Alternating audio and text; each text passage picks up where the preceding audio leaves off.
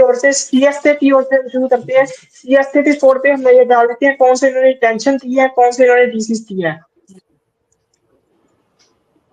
CSK पे हम चलते हैं। आपके स्क्रीन के सामने सीएसके का retention list and lease list show हो रही होगी। और सबसे पहले अच्छी भाई आपसे शुरू करूंगा, जो भी इन्होंने रिटेंशन दी है आप इस पे क्या कहना चाहेंगे? इन्होंने डेमन कॉनवे को जाने दिया, रुचि रविंदर को जाने दिया, त्रिपाठी को जाने दिया, जडेजा को जाने दिया, हुड्डा को जाने दिया, पाथिराना को भी जाने दिया। क्या लगा आपको इस फैसले से? मेरे हिसाब से रिटेंशंस मेरे हिसाब से तो लगभग वैसे ही रहे जैसा मैंने सोचा था। हालांकि पथिराना को मैंने नहीं सोचा था कि वो रिलीज करेंगे, क्योंकि अभी जो मार्केट दिख रहा है ऑप्शंस का, वहां पे फास्ट बॉलर ज्यादा है नहीं। ऐसे में मुझे लग रहा है कि कहीं ना कहीं पाथिराना को रिलीज करके थोड़ा शॉक दिया है उन्होंने।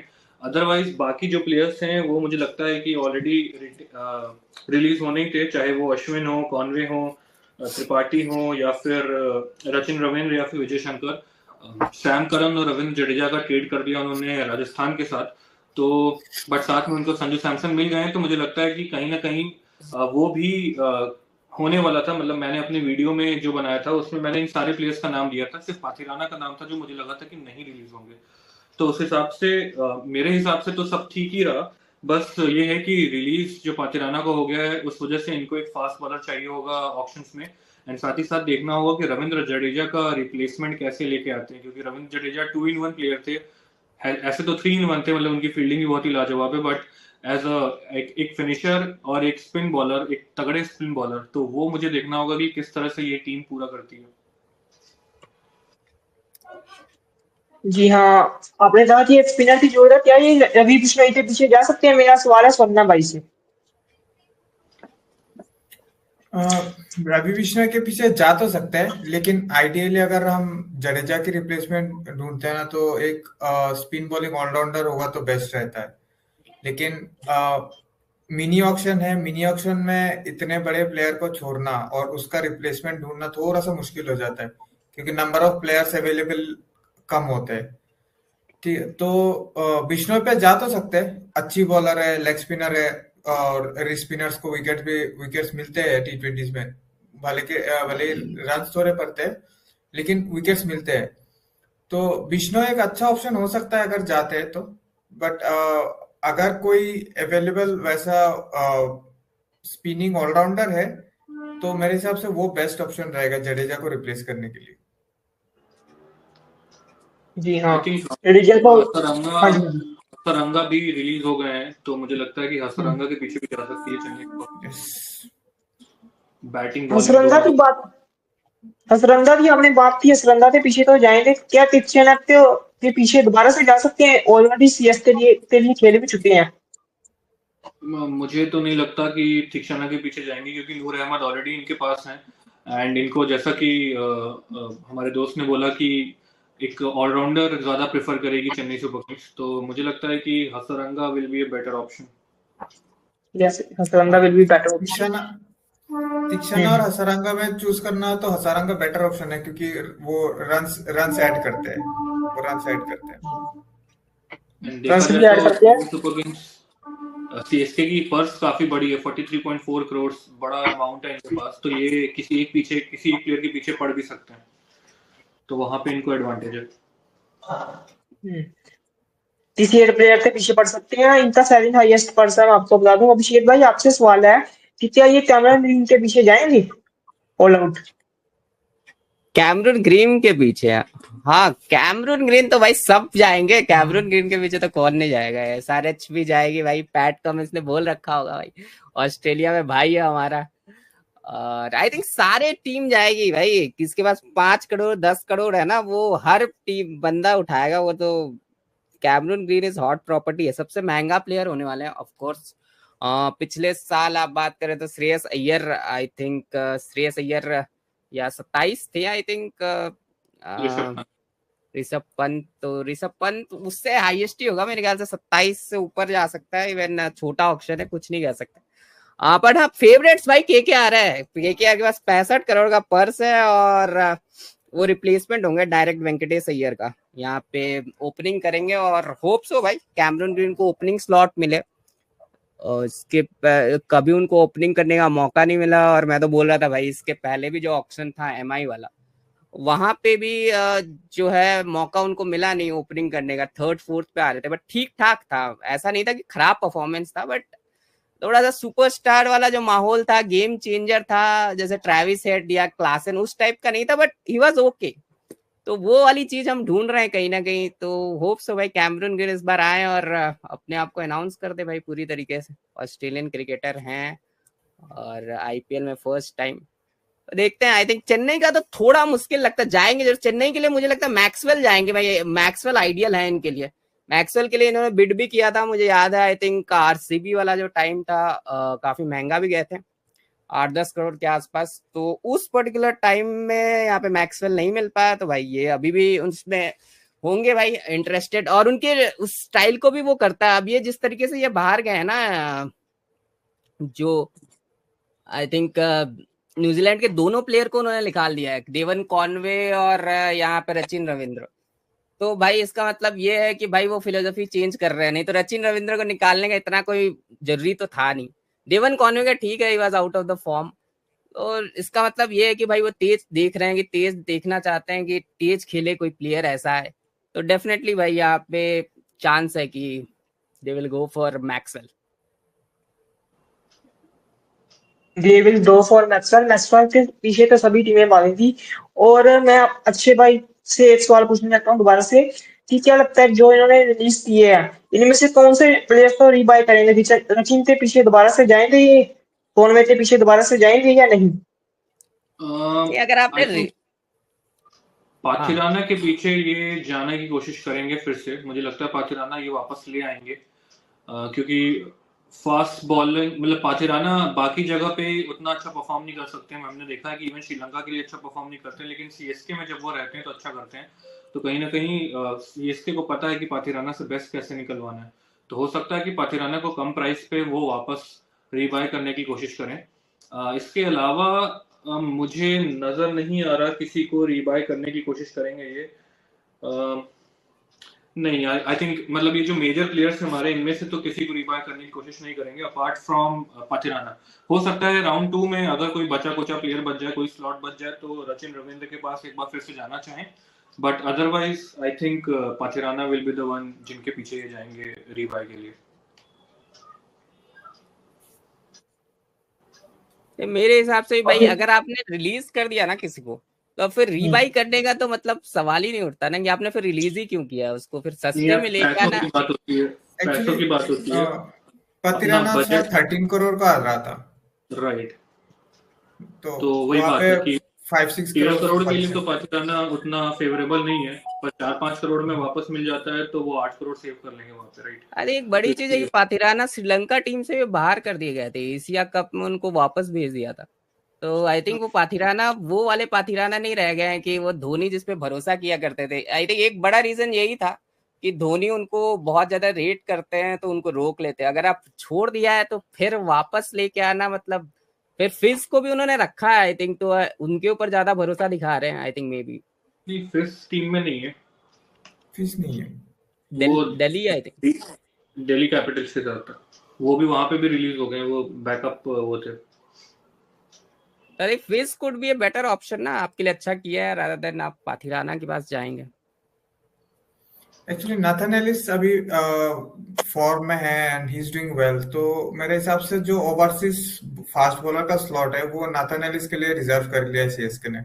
मैनेजमेंट अब फिलहाल के लिए वही सोच रही है, एंड बैकअप के तौर पे शायद से पाथिराना को ले आए वापस से, इन जो कम कॉस्ट में हो। आई थिंक एलिस को भी मौका मिलना चाहिए, और यहाँ पे अच्छा कर रहा है ऑस्ट्रेलिया से। थोड़ा सा अनलकी है कि यहाँ पे मिला नहीं IPL में मौका। थोड़ा ग्लेन फिलिप्स, नाथन एलिस जो है सिमिलर काइंड ऑफ अपॉर्चुनिटी नहीं मिलता है, बट ठीक है, होप सो। इवन लुंगी इंगेडी भी थोड़ा सा अनलकी है, तो होप सो भाई नाथन एलिस उनके जो फ्रंट बॉलर हो तो नाइस। अच्छे भाई, आपसे मैं पूछना चाहूंगा, जो इन्होंने ट्रेड किया संजू सैमसन था, कितना इनके लिए बेनिफिट रहेगा? और जो जडेजा तो इन्होंने रिलीज कर दिया, श्याम सरन को भी रिलीज कर दिया, उसके बारे में कुछ बताएं। यार सैम करन का उतना बड़ा लॉस मुझे नहीं लग रहा है, लेकिन जडेजा जैसा मैंने शुरुआत में कहा बहुत बड़ा गैप है। 3-in-1 प्लेयर हैं, फील्डिंग भी अच्छी है, बैटिंग भी कर लेते हैं, बॉलिंग भी कर लेते हैं, फॉर्म में भी चल रहे हैं, तो ऐसे में उनका जो शूज फिल करना है वो डेफिनेटली बहुत मुश्किल होगा। बट देखा जाए तो रविंद्र जडेजा ने अपने लिए थोड़ा सोचा है यहाँ पे, उनको अभी तक कैप्टेंसी करने का मौका नहीं मिला है, तो हो सकता है वहां जाके उनको राजस्थान में कैप्टेंसी करने का मौका मिल जाए। दूसरा है कि वहां पे एज अ सीनियर जाएंगे, लीडरशिप रोल में होंगे, थोड़ी अच्छी इंप्रूवमेंट, मतलब अच्छे वहां पे तुम्हारे अपॉर्चुनिटीज मिलेंगी उनको, कुछ नया ट्राई करेंगे। उनकी पहली टीम थी राजस्थान रॉयल्स, तो हो सकता है कि वहीं से स्टार्ट किया हो, वहीं से रिटायर भी कर जाए वो, तो एक अलग तरीके का अनुभव रहेगा रविंद्र जडेजा के लिए। But definitely Chennai super Kings miss तो जरूर करने वाली है, क्योंकि उनके जैसा रिप्लेसमेंट तो मिलना मुश्किल है। हसारंगा हो चाहे मैक्सवेल हो, मुझे नहीं लगता कि कोई उस शूज को फिल कर पाएगा। एंड हमें याद रखना होगा कि अश्विन भी रिटायर कर गए हैं, तो सिर्फ इस समय सिर्फ नूर अहमद ही हैं इनके पास, तो देखना होगा कि कैसा होता है। एंड चेन्नई की जो पिच है वो अक्सर मतलब अभी क्यूरेटर के साथ ऊपर नीचे रहता है कि कैसी पिच बनेगी। अगर बैटिंग विकेट बन गई तो वहां पे मैक्सवेल जैसे प्लेयर्स बहुत ही रन खा सकते हैं, तो ऐसे में जडेजा की कमी तो डेफिनेटली खलने वाली है। जडेजा की कमी तो खलने वाली है। इसमें से सीएसके टीम जो उन्होंने प्लेयर्स रिलीज किया और काफी अच्छा पर्स भी है इनके पास 43.4 सीआर का, कौन से प्लेयर्स को टारगेट करेगी और कौन से गैप फिल करना चाहेंगे ये? यार इनके लिए जो मेजर कमी है वो एक स्पिनर की है, एक प्रॉपर स्पिनर की, एंड एक ऑलराउंडर जो कि सैम करन एंड वो दोनों थे। इनके अलावा मिडिल ऑर्डर इनका अब सॉर्टेड लग रहा है। अगर देखा जाए प्लेइंग 11 तो इनकी आयुष मात्रे सैमसन ओपन कर सकते हैं, ऋतु 3 पे आ सकते हैं, ब्रेविस 5 नंबर पे दुबे, छठा नंबर जो है वो अभी खाली नजर आ रहा है, मुझे नहीं पता यहाँ पे कौन खेलेगा। एक ऑलराउंडर चाहिए जो कि बैटिंग अच्छे से कर ले, हो सकता है कि यहाँ पे हम मैक्सवेल को देख सकें। देन 7वें नंबर पे आपके Jamie Overton, and then Nathan Ellis, Noor Ahmad, Khaleel, and then Kamboj की जगह पे भी हमें एक अच्छा फास्ट बॉलर चाहिए होगा, तो that is also a point. तो मुझे लगता है एक स्पिनर, एक ऑलराउंडर और एक फास्ट बॉलर डेफिनेटली इनको चाहिए होगा। सोना भाई आपको क्या लगता है? हाँ, मैं एग्री करता हूँ, एक स्पिनर की तो जरूरत है, क्योंकि जो पिछले साल हम सब लोग बात कर रहे थे ना कि सीएसके की जो मेन स्ट्रेंथ होगी, और चिपक के पिच को भी देखते हुए कि 3 स्पिनर्स है उनके पास, नूर, अश्विन, जडेजा, वो मेजर द बिगेस्ट क्या बोलते स्ट्रेंथ थी सीएसके की पिछले साल। लेकिन ना वो चिपक का पिच वैसा खेला, उतना ज्यादा हेल्प नहीं किया स्पिनर्स को।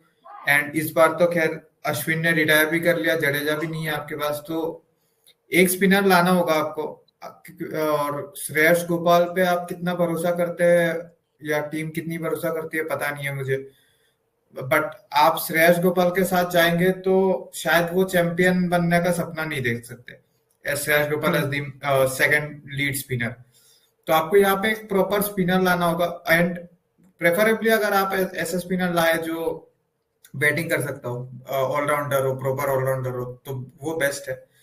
एक पेसर की जरूरत है, एंड आई थिंक ओवर्टन है अपने पास। ओवरसीज एक हिटर फिनिशर टाइप का, मैक्सवेल टाइप का या ओवर्टन टाइप का, वैसा एक फिनिशर मिल जाए तो बेस्ट रहता है। आई थिंक डॉनवेरोफ फेरेरा का जो डील है वो शायद सीएसके मिस कर गया, वो आ जाते तो बेस्ट होता सीएसके के लिए।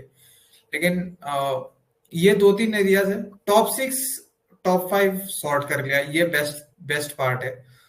एंड एज ए रिप्लेसमेंट भी उर्विल आ जाता है, तो चेन्नई आई थिंक शर्फिन रदरफोर्ड के पीछे भी जा सकता है, जीटी ने उनको रिलीज कर दिया, वो एक हार्ड हिटिंग फिनिशिंग रोल दे सकते हैं। ट्रेड हो गया ना शर्फिन रदरफोर्ड, एमआई में ट्रेड।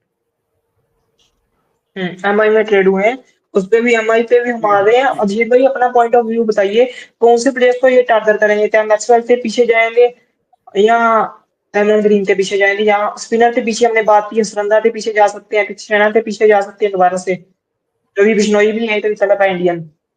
हाँ यहाँ पे नहीं ये जो बेसिकली एमआई ना भाई, मुझे लगा चेन्नई, एमआई तो यार ठीक है, इन्होंने अपना काम जो है ट्रेडिंग में।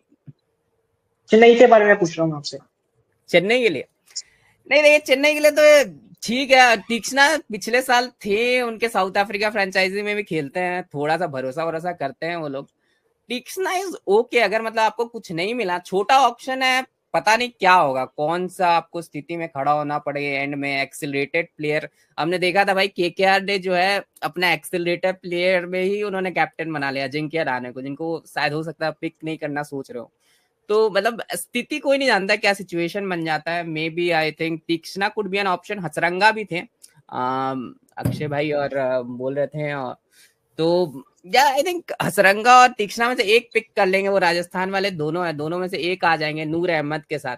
इंटरेस्टिंग होगा स्पिनर के साथ जाना, बट सीएसके को अपना फिलोसफी चेंज करना होगा और वो कर भी रहे हैं। मुझे लगता है कि इस बार जो है वो यंग प्लेयर्स के पीछे जा रहे हैं और कुछ अच्छे प्लेयर्स जो हार्ड हिटिंग प्लेयर्स हैं उनके पीछे वो जा रहे हैं। और ये सीजन हो सकता है, ये सीजन डिफाइनिंग होगा। मैं तो हमेशा बोल रहा हूँ इस स्टीफन फ्लेमिंग के लिए हो सकता है this could be last season, अगर अच्छा नहीं करते, क्योंकि डाउनफॉल थोड़ा लग रहा है चेन्नई का आ रहा है। और अगर ये सीजन हो सकता है वापसी भी हो जाए, वो प्लेऑफ में चले जाए और जीत भी जाए Chennai going in playoff. Chennai और मुंबई तो प्लेऑफ जाती है तो फिर वो एनीबॉडीज गेम होता है, दोनों में से कोई भी जीत सकता है। तो ये सीजन होगा, सीजन डिफाइनिंग होगा। और अच्छा काम किया है भाई ऑक्शन में, जो है ऑलरेडी अच्छे प्लेयर्स भी रिलीज कर दिए हैं, जिनको हो सकता था, हमें लग रहा था चेन्नई क्योंकि प्लेयर्स को पकड़ के रखती है, हो सकता है अपने प्लेयर्स से थोड़े से अटैचमेंट होते हैं भाई, थोड़े हार्ड डिसीजंस लिए हैं। रविंद्र जडेजा को रिलीज कर दिया क्योंकि भाई लास्ट ईयर था, एंड ऑफ द डे अब भाई ठीक है इमोशनल डिसीजन तो होता है, बट लास्ट ईयर में अब इसके बाद कुछ ज्यादा होना नहीं था। तो देखते हैं एमएस धोनी कितना खेलेंगे, उसके ऊपर भी निर्भर करता है। विकेट कीपिंग वाला स्लॉट तो हो गया है, it's a good team. Fast bowling slot भी कंप्लीट है, स्पिनिंग में भी वो कर लेंगे। और चेन्नई का ऐसा पिच है कि थोड़े बहुत इधर उधर वाले स्पिनर्स भी चल जाते हैं वहां पे, तो भाई इतना कोई आपको बहुत अच्छा स्पिनर चाहिए नहीं होता, बहुत अच्छा ले आएंगे तो फिर तो भाई बहुत खतरनाक ही हो जाता है। तो वही है, बस एक ही चीज है, 160 170 जो है वो रन बनाने के लिए देखना होगा। अगर उतना बना देती है तो I think it's good. I think Chennai Sanju का चेन्नई ट्रेड से संजू का ट्रेड एक संजू का ट्रेड है वो उसका। इंडिकेशन आई थिंक संजू का ट्रेड एक इंडिकेशन है कि शायद धोनी पूरा सीजन ना खेले, मिडिल ऑफ द सीजन में रिटायर कर जाए। तो पॉसिबल है वो क्योंकि एक लॉन्ग टर्म रिप्लेसमेंट ढूंढ लिया है सीएसके ने as for MS Dhoni. I think अगर चेन्नई सुपर किंग्स अच्छा कर रही होगी तो हो सकता है कि सीजन के एंड तक धोनी खेले एंड ट्राई करें कि प्लेऑफ से या फिर जीत के चैंपियनशिप जीत के हटें। बट अगर सीएसके का शुरुआती मैचेस अच्छे नहीं जाते हैं तो हो सकता हो Dhoni mid of the season he retirement ले ले।